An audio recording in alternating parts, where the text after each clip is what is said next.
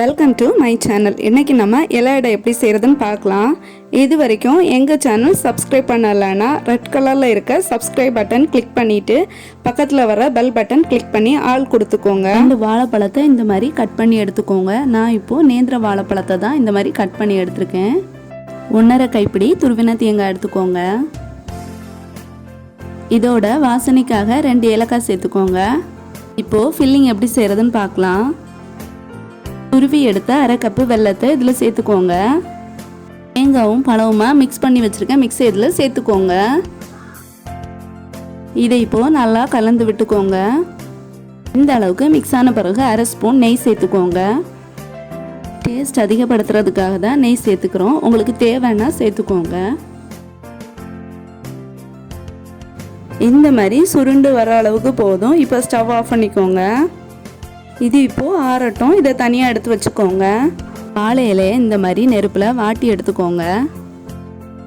இந்த மாதிரி சின்ன சைஸாக கட் பண்ணி எடுத்து இதை நல்லா வாஷ் பண்ணி எடுத்துக்கோங்க. அடுத்தது இந்த மாதிரி வாட்டி எடுத்துக்கோங்க.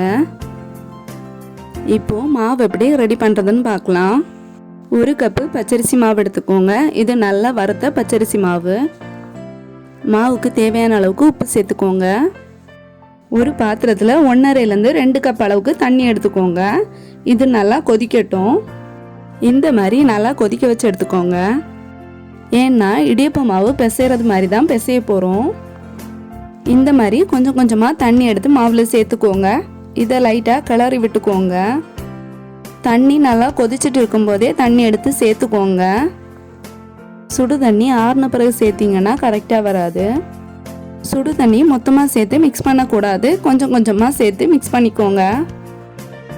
தண்ணி அதிகமாகிடுச்சுன்னா கையில் ஒட்டி பிடிக்கும். அதனால தேவையான அளவுக்கு சேர்த்துக்கோங்க.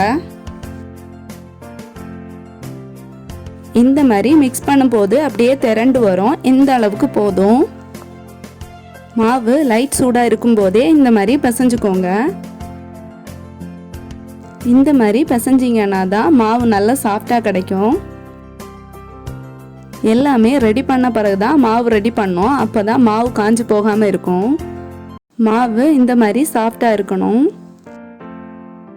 வாழை இலைக்கு மேலே கொஞ்சோண்டு நெய் தேய்ச்சிக்கோங்க. நெய் இல்லைன்னா எண்ணெய் தேய்ச்சிக்கோங்க. இதை அப்படியே 2 கையிலையும் தேய்ச்சிக்கோங்க. மாவு இந்த மாதிரி சின்ன உருண்டை அளவுக்கு எடுத்துக்கோங்க. இதை 2 கையிலையும் வச்சு நல்லா உருட்டி எடுத்துக்கோங்க. எந்த கிராக்குமே இல்லாதபடி பார்த்துக்கோங்க. இந்த மாதிரி நல்லா சாஃப்டாக உருட்டி எடுத்துக்கோங்க. இலைக்கு மேலே வச்சு இந்த மாதிரி தேய்ச்சி கொடுத்துக்கோங்க. நல்லா நைஸாக தேய்ச்சிக்கோங்க. வாழை இலைக்கு மேலே நெய் இல்லைன்னா எண்ணெய் தேய்ச்சிங்கன்னா இந்த மாதிரி உங்களுக்கு தட்டி கொடுக்கறதுக்கு ஈஸியாக இருக்கும். இல்லைன்னா கொஞ்சமாக தண்ணி தொட்டு தேய்ச்சி கொடுத்துக்கோங்க. ஓரமும் நல்ல மெலிசாக இருக்கிற மாதிரி பார்த்துக்கோங்க. 1 ஸ்பூன் பூரணம் எடுத்துக்கோங்க. இதை இப்போ இந்த மாதிரி சென்டரில் வச்சு கொடுத்துக்கோங்க.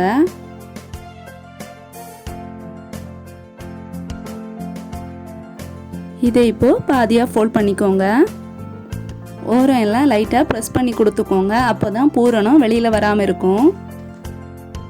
இதை இப்போ ஒரு பாத்திரத்தில் எடுத்து வச்சுக்கோங்க. இட்லி தட்டில் இந்த மாதிரி ஒவ்வொன்றா எடுத்து வச்சுக்கோங்க. நல்லா கொதிச்சுட்டு இருக்க இட்லி பாத்திரத்துக்குள்ள இதை எடுத்து வச்சுக்கோங்க.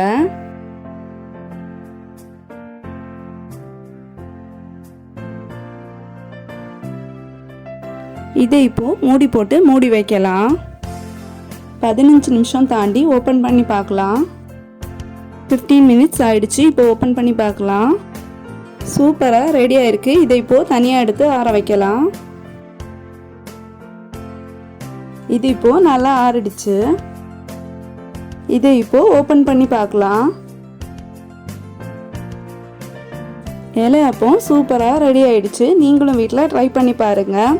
இது வரைக்கும் எங்கள் சேனல் சப்ஸ்கிரைப் பண்ணலைன்னா சப்ஸ்கிரைப் பண்ணிவிட்டு பக்கத்தில் வர பெல் பட்டன் கிளிக் பண்ணி ஆள் கொடுத்துக்கோங்க. Thank you friends.